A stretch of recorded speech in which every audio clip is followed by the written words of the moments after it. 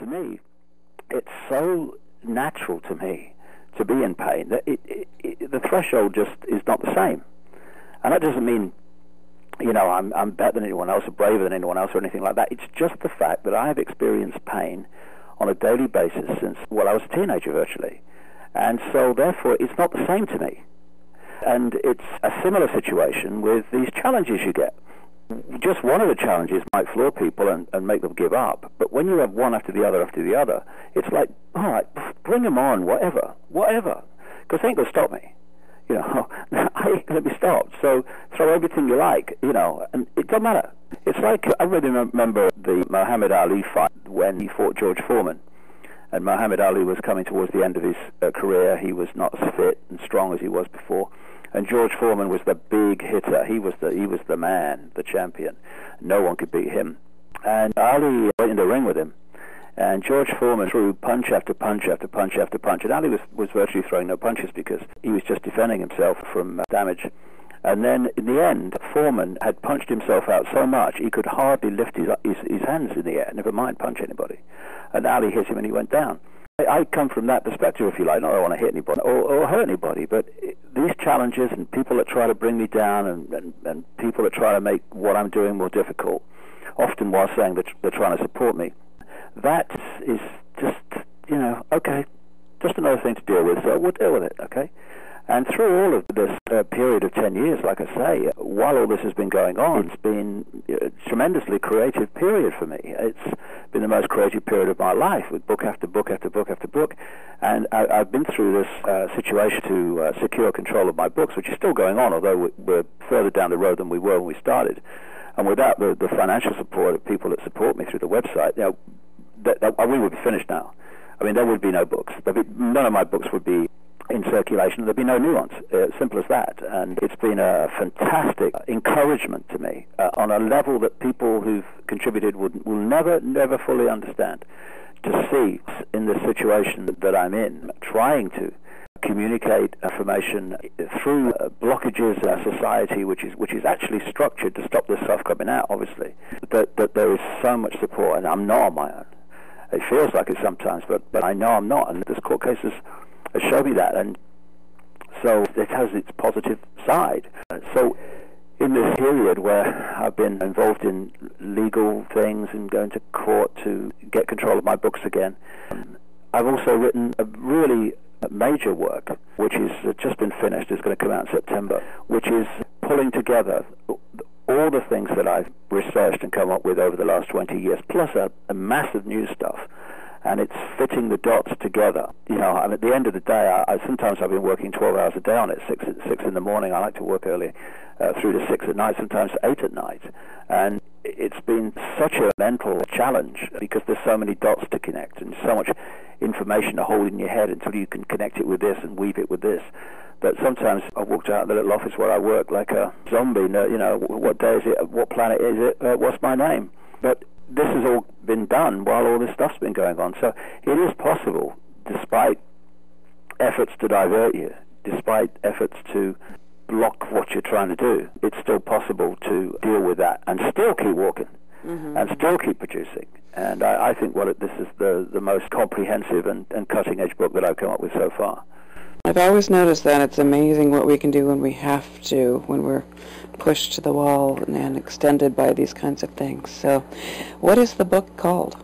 Well, it's called the David Icke Guide to the Global Conspiracy, and the subtitle is brackets and how to end it. And it's weaving together not just how the conspiracy works, but the nature of reality and how it's manipulated, how we create reality, how the body is a computer, and we identify with the computer as who we are when we're really consciousness. And there's lots of people doing fantastic work communicating now the 5 sense level of this manipulation, the banking scam, the political manipulation, the wars on terror, and 9/11, all that stuff.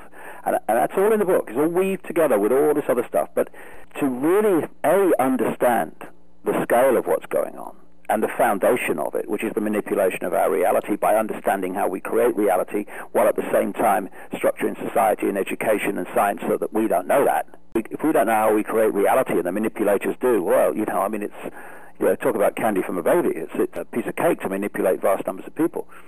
if you don't understand that, then you can reveal, and it needs to be, and congratulations to them, you can reveal the way the five-sense level of reality works and how it's manipulated and how the secret societies operate and how politicians are wangled into position and how they're not in power at all. They're just vehicles for people in the shadows of the real power structure. You can do all that, and it should be done.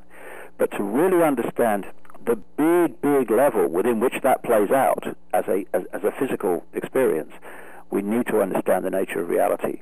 And we also need to understand that for the crucial part of the book and the crucial part of what we're doing, which is, okay, there's a manipulation going on. We're being manipulated to operate in five-sense reality and disconnect from multidimensional consciousness so that we have a tiny perspective on life and who we are instead of being able to see it in the greater vastness of all that is.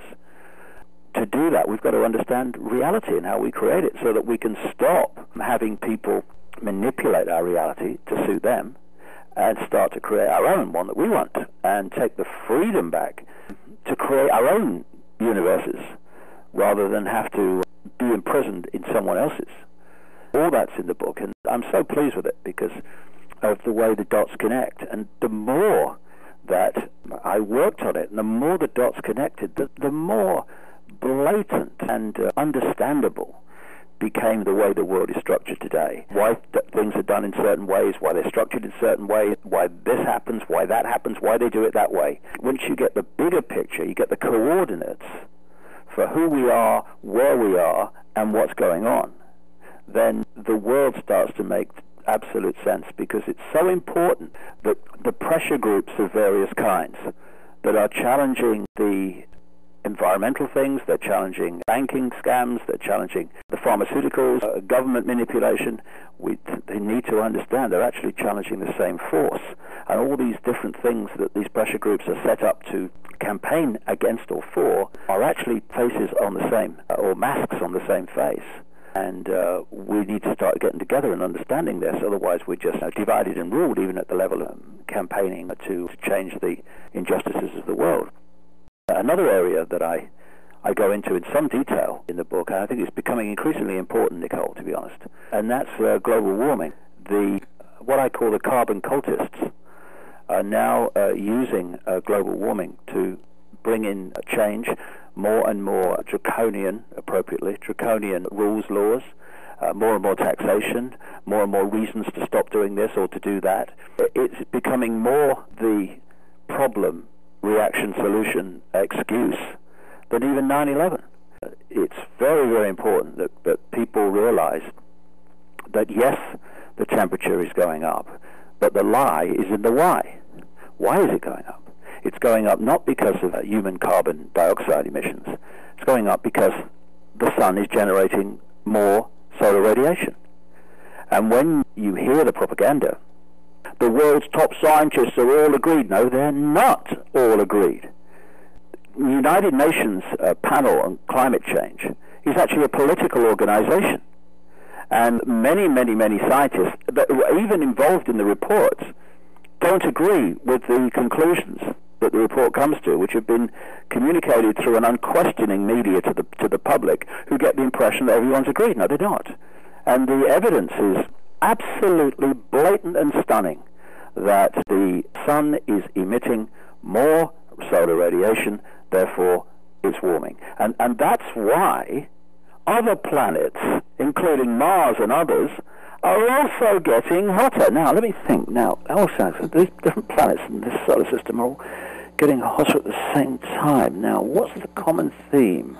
Do they have factories on Mars? Do we ever see a picture of that on Mars things? Or what was it? What could it be? Maybe it's turbocharged trucks on Jupiter. Maybe that's what it is. It's the sun. Of course, it's the sun. It's the common theme. And what a staggering thing, Nicole. What a staggering kind of conclusion to come to.